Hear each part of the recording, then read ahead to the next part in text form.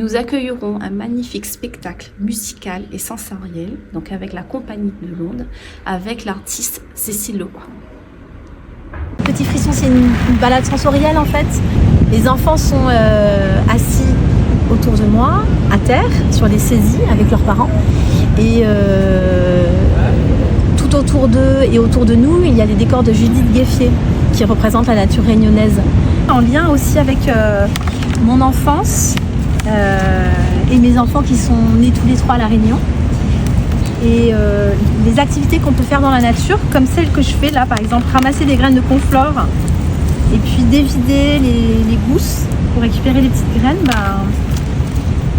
c'est un passe-temps, c'est agréable.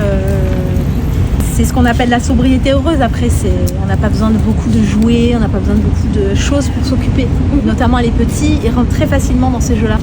En fait, pour moi, c'est fondamental en fait, de faire ce travail avec les petits parce qu'ils ont besoin de ce lien, de s'ouvrir, de grandir avec la compréhension qu'ils ont de la nature. Après, il y a de la motricité fine. Quand je prends une gousse, c'est la magie de la découverte. Qu'est-ce qu'il y a dedans, qu'est-ce qu'il y a de caché, comment je les attrape, qu'est-ce que j'en fais, etc.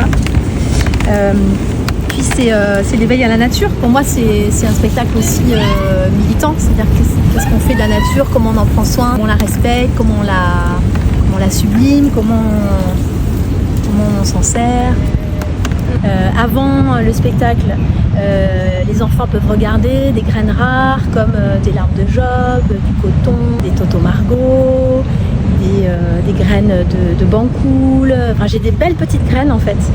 Et à la fin du spectacle, ils ont le droit de repartir avec 3 graines qu'ils choisissent eux-mêmes, à condition qu'ils se souviennent du nom pour les planter.